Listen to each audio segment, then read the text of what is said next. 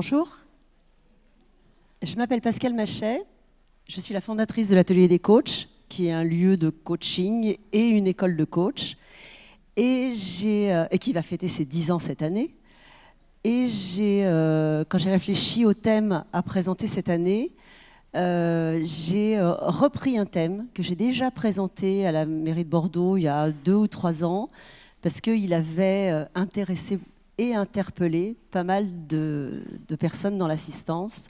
Donc je retente avec vous. Et donc j'ai pensé à vous parler de vos phases de vie. Pour vous parler de vos phases de vie, je me suis appuyée sur les travaux d'un psychosociologue qui s'appelait Frédéric Hudson et qui a remarqué, qui a observé des choses que vous-même, vous avez pu observer si vous vous intéressez un peu à l'histoire. Frédéric Hudson parle d'anciens paradigmes et de nouveaux paradigmes. Moi, je vais plus simplement vous parler de choses qui étaient considérées comme vraies avant et qui aujourd'hui sont plus du tout des thèmes c'est des thèmes qu'on a réactualisés. Et vous allez voir que quand je vais vous en parler, ça va vous évoquer des choses. Alors, peut-être pas chez vos parents, ils sont trop jeunes, ou vos grands-parents, mais je suis sûre que si vous pensez à la vie des femmes, par exemple, dans votre famille, vous allez retrouver ces thèmes. Qu'est-ce que c'est les anciens paradigmes ? Eh bien, par exemple, Hudson nous parle de cette croyance sur la linéarité. C'est-à-dire que nos ancêtres pensaient que dans la vie, on avance pas à pas, il y a une progression logique, et puis si on fait bien les choses, on aura droit au bonheur. Hein, si tu travailles bien à l'école, tu auras un bon métier, c'est sûr. Il y a une espèce de linéarité dans la vie. L'autre chose auquel croyaient nos ancêtres proches, c'est à la stabilité. Alors la stabilité, c'est quoi ? C'est, grosso modo, il y a 2 grandes périodes dans la vie. Il y a l'enfance, et puis il y a l'âge adulte. Alors il y a ce qui se fait à l'enfance, ce que tu feras plus tard quand tu seras adulte. Et puis alors quand tu es adulte, il y a des trucs, tu les fais plus parce que c'est réservé aux enfants. Bon. Une règle très importante aussi, un paradigme dont nos anciens étaient absolument persuadés, c'est ce que Hudson appelle la règle du dehors-dedans. Alors c'est quoi pour Hudson la règle du dehors-dedans ? C'est je pense que les choses m'arrivent. Je pense que des événements m'arrivent. Puis j'y peux rien. Hein. C'est comme ça. C'est la fatalité. Alors, ma mère a jamais été heureuse dans son couple. C'est comme ça. Hein. Je vais reproduire. Il y a une espèce de fatalité, de routine contre laquelle nos ancêtres étaient persuadés qu'ils ne pouvaient rien. Et le dernier ancien paradigme, eh bien, c'est j'apprends à l'école. Point. Je n'apprends que à l'école. Et probablement, je ferai le même métier toute ma vie. Alors maintenant, on va passer au nouveau paradigme. En gros, le bouleversement, un changement, ça arrive toujours progressivement. Le déclencheur, c'est la Seconde Guerre mondiale. Et là, si je le reprends par en bas, nous prenons conscience que nous allons apprendre, que nous pouvons apprendre toute notre vie. Et puis si vous êtes là aujourd'hui, c'est peut-être aussi que vous avez pris conscience que nous aurons plusieurs métiers. Et ça devient petit à petit la normalité. Une autre nouvelle règle, c'est la règle que je peux construire ma vie. Qu'il n'y a pas de fatalité, que les choses ne m'arrivent pas sans que j'y puisse rien, je peux aussi prendre la main. Je peux aussi faire des choix. Je peux aussi faire bouger les règles, je peux aussi décider de changer de chemin. Je passe le changement permanent, puisque ça va être le thème de ce que je vais vous présenter, et je viens à cette histoire d'évolution linéaire. Bien au contraire, nous sommes en évolution cyclique. Notre vie, c'est comme un livre dont nous tournons les pages et il y a un certain nombre de cycles. Ce n'est pas l'enfance, l'adolescence, la vie adulte et la vieillesse. Il y a plein de cycles d'une certaine durée. On va voir pourquoi. Et je vous fais celui que j'ai sauté. Et le changement est permanent. Nous évoluons perpétuellement. Nous faisons des mises à jour, comme vous faites dans votre ordinateur. Et nous repartons. Ces mises à jour, elles tiennent un peu, beaucoup, mais on va en faire d'autres. Et nous vivons avec ces croyances-là aujourd'hui. Ça, c'était juste mon introduction. Est-ce que c'est des choses qui vous parlent? Ça va jusque-là. Vous faites même peut-être des liens avec des histoires. Alors, qu'est-ce qu'il en fait, Frédéric Hudson, qui est mon propos d'aujourd'hui? C'est de vous inviter à réfléchir à ces cycles de vie, à les identifier, parce que fonction des, alors je vais prendre un autre mot, des moments de vie que nous traversons, nous ne sommes pas dans la même énergie et nous n'avons pas les mêmes attentes. Et quand on est peut-être, comme certaines d'entre vous, en phase de reconversion, il est très important de la situer, cette phase, pour lui répondre correctement. Alors, ça se passe comment? Eh bien, ça, là, c'est censé figurer un cycle de vie. Comme je vous l'ai dit il y a 2 minutes, il va durer un certain temps. On ne sait pas. Et dans un cycle de vie, il y a 4 phases. C'est là où ça va vous intéresser par rapport à des projets que vous pourriez avoir. La première phase d'un cycle de vie, qu'on va appeler phase de lancement, alors celle-ci, vous l'adorez. C'est une phase où vous êtes en haute énergie, vous êtes en énergie positive, vous avez mis vos lunettes, là, vous savez, les lunettes où vous avez l'impression qu'il y a du soleil, même un jour gris de décembre, vous êtes au top. Alors, pendant cette phase de lancement, comme vous êtes au top, eh bien, vous portez un regard extrêmement positif à tous les événements de votre vie. Par exemple, vous avez un nouveau copain et vous le trouvez super bien. Il fait super bien les coquillettes au beurre. Sa mère est vachement sympa. Elle est cool, elle amène des gâteaux tous les dimanches. Et vous trouvez que c'est drôlement bien. Et puis, ses copains qui viennent voir les matchs de foot sont très cool aussi.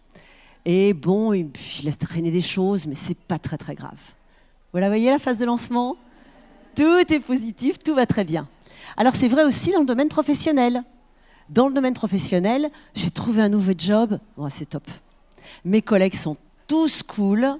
Et puis, c'est vachement sympa, c'est varié, j'adore. Les clients sont très sympas aussi. Tout se passe très bien. Bon, ben voilà. Qu'est-ce qui risque de se passer? Alors, il y a une bonne nouvelle. Ce qui risque de se passer, c'est que vous fassiez une phase plateau.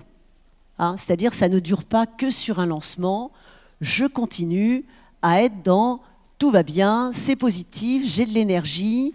Et alors, c'est une phase dans laquelle je suis débordant d'énergie. Hein.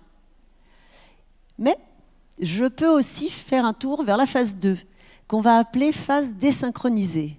Alors pourquoi phase désynchronisée? C'est que, personnellement, je l'appelle la phase grognon. C'est pas que je ne veux plus de ce nouveau boulot, mais j'ai eu des prises de conscience. Hein. Alors, les collègues qui font de la pizza surgelée réchauffée tous les midis, voilà, j'en ai marre. Ou alors, le patron, il me demande beaucoup de déplacements et j'ai une vieille Twingo hors d'âge pour descendre à Montpellier, remonter à Marseille, et puis je ne sais plus trop quoi faire. Vous voyez, il y a des choses qui grincent. Hein. Ah oui, et puis alors aussi, ils sont sympas dans cette boîte, hein, ils sont dynamiques, le boulot est sympa, mais oh là là, moi je peux plus aller à la piscine, je peux plus aller à mon cours de pilates, j'ai plus de soirée à moi. Vous la voyez la désynchronisation? C'est bien, mais. Et quand dans nos vies, nous traversons ce genre de phase, eh bien, heureusement, la plupart du temps, nous procédons à des réajustements et nous revenons en 1.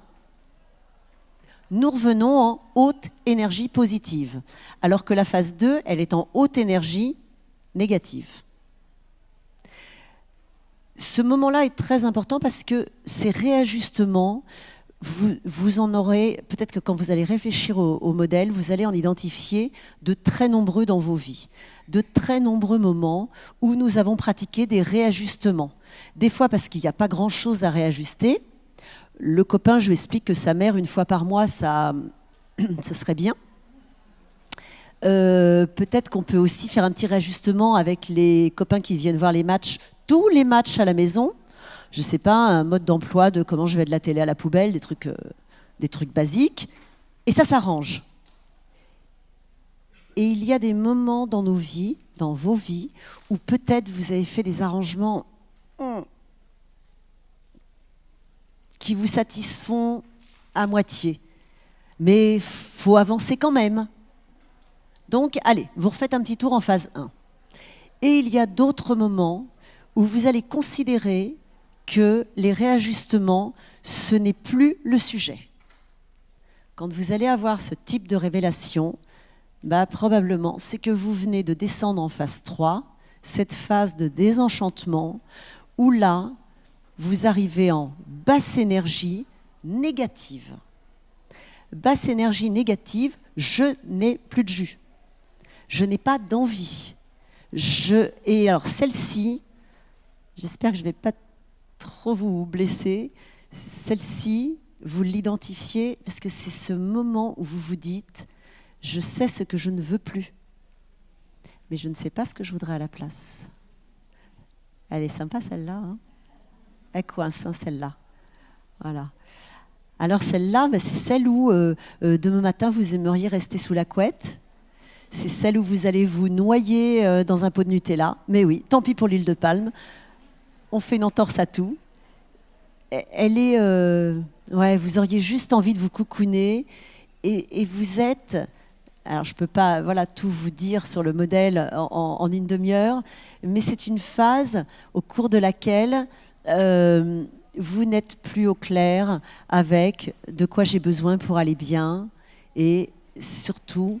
peut-être que vous êtes arrivé en phase 3 parce que, ou dans votre perso, ou dans votre pro, vos valeurs ne sont plus respectées. C'est ces moments de vie où vous dites, et quand vous venez sur mon stand, c'est ce que vous me racontez parfois, je ne trouve plus de sens à ce que je fais. Ça ressemble bien à une phase 3 dans le modèle. Basse énergie négative. Et cette phase-là, c'est en se reconnectant, en réfléchissant, en se demandant quels sont mes besoins, de quoi j'ai besoin pour aller bien, pour avancer, et surtout quelles sont mes valeurs, qu'est-ce qui a été piétiné là dans ma vie d'avant-hier qui fait que c'est non, maintenant je ne veux plus, et comment je vais les afficher, comment je vais les affirmer, comment je vais les faire respecter. Et c'est comme ça que vous accéderez à une phase de renouveau, la phase appelée phase 4, où là vous retrouvez de l'énergie positive et où vous pouvez petit à petit redessiner des projets. Comme un projet professionnel par exemple. Et il n'y a qu'en visitant cette phase 3, pas en la prenant à la légère, mais vraiment en réfléchissant à qu'est-ce qui fait sens pour moi et de quoi j'ai besoin pour avancer correctement, que dois-je faire pour ne pas me trahir, que là, vous traverserez aisément la phase de renouveau pour revenir en phase 1. Alors, je vous les ai remises après, une par une. La phase 1, haute énergie positive, phase de lancement. À votre avis, quand je suis en reconversion professionnelle, il se passe quoi dans cette phase-là ? C'est la phase où vous avez dessiné votre projet. Il est là, il est bien réel, vous savez avec qui vous allez vous associer, vous avez même peut-être déjà les locaux, le banquier, j'en sais rien. Et c'est une phase où vous ne comptez pas vos efforts. je vous souhaite d'être le plus souvent possible en phase 1. Et si vous l'êtes, et la prochaine fois que vous y serez, pensez aussi à ne pas vous mettre en risque. En phase haute énergie positive, vous pourriez avoir une petite tendance à en faire trop. Hein? C'est la phase où vous dites, je vais y arriver de toute façon. Et puis il faut bien, faut que ça se développe. Je laisse ce projet où j'ai tellement voulu ce nouveau job, maintenant je me donne à fond. Attention. C'est une phase où nous, en coaching, on va vous apprendre à vous modérer, à ne pas penser que vous êtes surpuissante et que vous pouvez tout faire. Donc super la phase 1, puissiez-vous y rester le plus longtemps possible et en prenant soin de vous. Ça va ? La phase 2 maintenant. Vous vous rappelez ? La phase grognon, la phase désynchronisée, la phase oui mais. Alors, c'est très bien de faire des réajustements. Et souvent, la phase 2, de se sentir un peu oui mais, un peu oh là là, je ne pensais pas que ce serait comme ça, elle est très bien parce qu'elle vous envoie des signaux de... peut-être que le signal, c'est « t'as pas bien posé ton cadre » ou « t'as pas posé les questions ». Et peut-être que cette phase 2, elle vient vous dire « allez, repose du cadre, repose des questions, mets en place des choses protectrices pour toi ». C'est donc une phase très utile et très importante. En lancement de projet, vous n'êtes pas en phase 2. Ça n'existe pas. En lancement de projet, vous êtes en phase 1. Et en recherche d'un nouveau projet, c'est rarement de la phase 2. En revanche, c'est peut-être la phase 3 qui va vous interpeller. Cette phase où je ne suis plus bien dans ce que je fais. Alors, vous n'êtes pas forcément sous votre couette avec votre pot de Nutella. En revanche, vous avez l'impression que vous n'avez plus de jus. Vous ne trouvez plus tellement d'allant, de goût dans ce que vous faites. Et il arrive régulièrement j'ai observé assez souvent que des gens se retrouvent en phase 3 après avoir fait plusieurs fois des réajustements. Parce que celle-ci, elle n'est pas sympa. On est déprimé, on est plus que grognon, on est vraiment négatif, on n'est plus le porteur de projet qu'on a pu être. Et donc, on n'a pas trop envie d'y aller dans cette phase. Alors qu'elle a son utilité.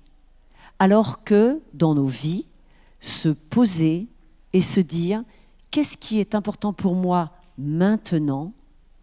c'est réellement utile. C'est utile pourquoi ? J'entendais ma consoeur vous parler, pour celle qui était déjà à la conférence précédente, j'ai entendu que plusieurs fois elle a parlé des valeurs. Je reconnais que je n'étais pas très attentive parce que j'essayais de me débarrasser de ma quinte de tout avant de vous parler, mais ce que j'avais envie d'ajouter sur le thème des valeurs, c'est que ce n'est pas quelque chose de stable, les valeurs. Vous avez des valeurs qui émergent possiblement tout au long de votre vie, au fil des événements de vos vies. Prenez la valeur famille, peut-être qu'à 18 ans, pas d'enfants, des parents dont vous aviez un petit peu envie de vous éloigner, peut-être que cette valeur famille, elle était là, mais en sommeil, et puis un enfant, 2 enfants, et là, la valeur famille, elle prend toute la place dans votre vie.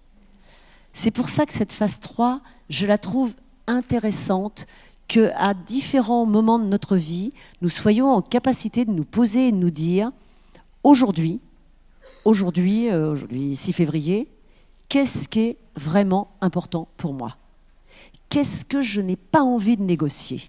Que peut-être j'aurais négocié il y a quelque temps ? Quelles valeurs ou quels besoins j'ai besoin de faire respecter et qui feront que j'irai bien, qui feront que je fonctionnerai, qui feront que ce que je fais me nourrira. Elle sert à ça aussi, cette traversée de la phase 3. Il ne faut pas y rester trop longtemps. En plus, ça s'attrape. Bon, on est déprimé, on fait déprimer les autres.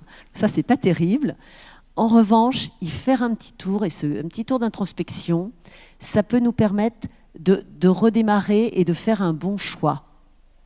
Vous savez, la phase d'avant, vous vous rappelez, où je vais me resynchroniser petit à petit, c'est quand je change de travail, je quitte ma boîte et je vais faire le même boulot dans une autre entreprise. J'imagine que c'est du vécu, il n'y a pas que moi qui ai fait ce truc. Voilà. Et là, vous découvrez quoi? Ben, c'est le même boulot, ailleurs. Moi, j'ai même découvert un truc de dingue. J'ai découvert que quand ton boulot, il ne se passe pas bien à Paris, il ne se passe pas bien à Bordeaux non plus. C'est un truc de malade. Il a fallu, j'ai découvert ça il y a 19 ans. Grosse révélation. Vous voyez le petit réajustement? Non, ce sera plus cool à Bordeaux, il y aura moins d'encombrement. C'était vrai à l'époque. Mais non, c'est pas ça. Ça, c'est un réajustement à 2 balles. J'en avais vraiment, vraiment soupé de ce que je faisais. Je travaillais chez des personnes qui sous une très belle enseigne, escroquaient leurs clients. Et moi, il se trouve que j'ai une haute idée du commercial. Ça se passait pas bien. Voilà. Et j'ai fait ma phase 3. Qu'est-ce que je veux vraiment? C'est quoi mon besoin maintenant? Maintenant que j'ai cet âge-là, maintenant que mes gosses deviennent autonomes, en tout cas qu'ils passent en études supérieures. Voilà, qu'est-ce que c'est qui est important à ce moment-là et qui ne l'était pas il y a quelques années? Et qui faisait que les réajustements, il y a quelques années, marchaient et ils ne marchaient plus à ce moment-là. Vous voyez la différence? Donc cette phase 3, moi je la trouve pas confortable, mais pertinente. Et cette phase 3, elle va vous aider peut-être à faire émerger de nouveaux projets, de nouvelles envies, et vous saurez que vous avez abordé la phase de renouveau quand, même si c'est timide, vous aurez vraiment tourné une page. Alors, je vous préviens d'un truc, si vous vous êtes identifié par là, il y a un truc qui est encore pire que la phase 3, c'est le balancier entre la 3 et la 4. Ça y est, je crois que j'en suis sortie. Ah, non, pas du tout. Ça y est, je crois que j'ai trouvé le nouveau copain de ma vie, de mes rêves. Et d'ailleurs, il est en photo sur la place de la Bourse, il s'appelle Brad. C'est super, quand on passe en tram le matin, ça... Eh ben non, il est déjà pris. Donc, vous voyez, il y a ce balancier entre la 3 et la 4 qui n'est pas confortable. Parce que la plupart d'entre vous n'aiment pas rester dans une phase molle, déprimée. Et on aimerait bien s'en sortir vite. Ah, puis en plus, culturellement, hein, on est dans un pays où il ne faut pas que tu restes... allez, reste pas sur ton canapé, là. Hein, bouge-toi, tu ne vas pas somatiser pendant des semaines. Bah, peut-être que vous en avez besoin. Peut-être que c'est cette phase-là par laquelle vous devez passer pour mieux rebondir. Vous saurez que vous en serez sorti quand vous ne ferez plus le balancier. Et la phase 4, elle n'est pas encore en haute énergie. En revanche, vous revenez sur du positif. Vous vous rappelez, vous remettez vos lunettes là où je vois qu'il y a du soleil tout le temps. Ça, c'est très important. Parce que cette phase 4, autant je ne peux pas vous dire combien de temps peuvent durer les autres, autant je peux vous dire que la phase 4 ne dure pas longtemps. Quand vous êtes vraiment dans votre phase renouveau, vous allez très vite remonter en haute énergie positive. Cette phase 4, c'est la phase où peut-être vous venez de dessiner votre projet. Vous ne savez pas encore avec qui, vous n'êtes pas encore trop sûr du projet, de l'entreprise, de la forme de l'entreprise. Ok. Mais en tout cas, ce projet, il porte un nom, vous commencez à le colorer, là, c'est bon, vous êtes dans votre phase 4. Et c'est là où, si vous avez déjà traversé ça, c'est là où vous commencez à vous retrousser les manches, à vous dire quel banquier, quel expert comptable, quelle forme juridique, quel logo, j'en sais rien. Ça y est, vous mettez des choses en place. Donc celle-ci, elle ira vite. Pourquoi? Parce qu'elle est dans une forme d'énergie positive, donc vous pourrez très vite remonter à la fameuse phase de lancement où vous avez un copain super qui fait des coquillettes au beurre. Alors, ce tableau est plus compliqué. Je voudrais savoir si, à ce niveau-là, quelles sont vos questions? Alors, si ma phase 3 s'éternise, c'est que c'est un petit peu plus profond que on a piétiné mon système de valeurs. Il y a une autre chose aussi. Si ma phase 3 s'éternise, c'est peut-être que par capillarité, j'ai été en phase 3 d'un point de vue professionnel et que ça a pollué mon perso. Vous me cassez l'ambiance. Faut pas que ça dure. Faut pas que ça dure, ça s'attrape ce truc. Et ça s'attrape pour soi-même. Hein. Malheureusement, mon perso va pas bien, j'ai des soucis, j'en sais rien, familiaux, de couple, ou des parents malades. Et ça risque d'impacter mon professionnel. Mais l'inverse est vrai aussi.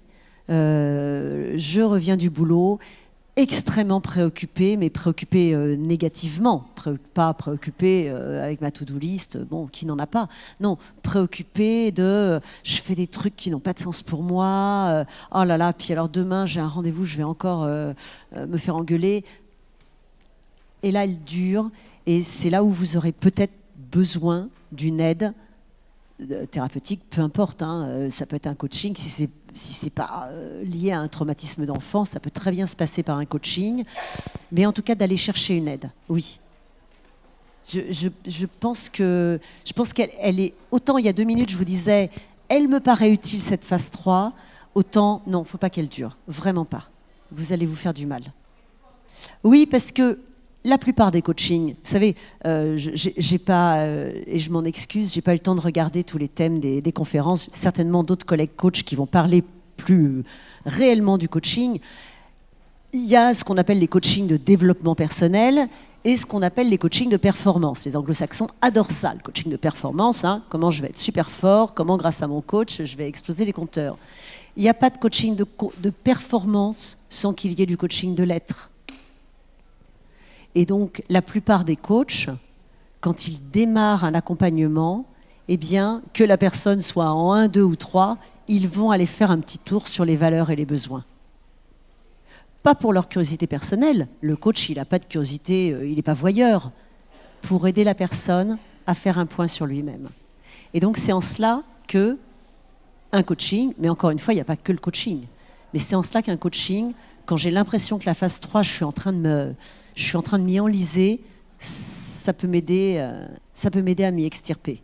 C'est pas évident de dire ses valeurs et ses besoins là, comme ça, parce qu'on vous les a demandés.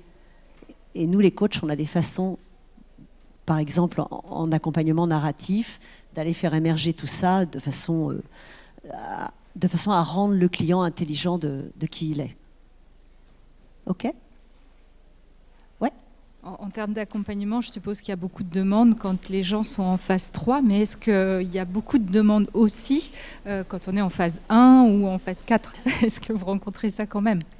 Alors, je vais revenir sur le tableau de la phase d'Hudson parce qu'il est plus facile à interpréter.